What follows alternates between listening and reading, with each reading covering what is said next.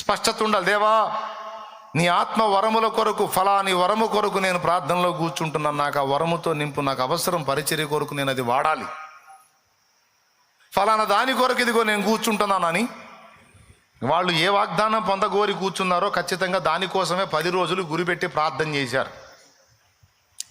నువ్వు అన్నావు కదా, నా తండ్రి వలన మీకు చేసిన వాగ్దానం నెరవేరుస్తాను, నేను వాగ్దానం చేసింది మీ మీదికి వచ్చేంత వరకు మీరు కనిపెట్టండి అన్నావు కదా, నువ్వు వాగ్దానం చేసిన దాన్ని మా మీదికి పంపు అని పరిశుద్ధాత్మ కొరకు వారు 10 దినములు ఒకే అంశాన్ని గురించి ప్రార్థించారు.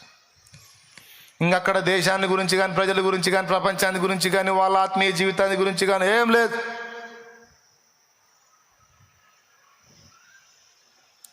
మీరు కనిపెట్టుకోండి అన్నారు, ప్రార్థనలో వాళ్ళు కనిపెట్టారు. దేవా, నీ వాగ్దానం చేసింది ఒకటే అంశం.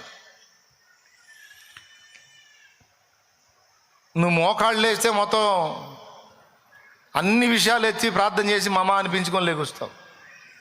ఎప్పుడన్నా పర్టికులర్గా ఒక అంశాన్ని, ఒకే ఒక అంశాన్ని టార్గెట్ చేస్తూ కూర్చున్నావా?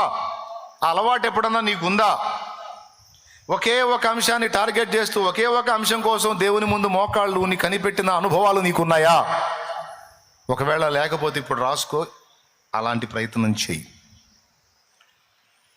సంబంధిత అంశం కోసం మాత్రమే నువ్వు ప్రార్థనలో కనిపెట్టి ప్రార్థించు. దాని విషయంలో దేవుని కార్యం జరగకపోతే అప్పుడు అడుగు. కనిపెట్టి అదే పాయింట్ కోసం ప్రార్థన చేయాలి.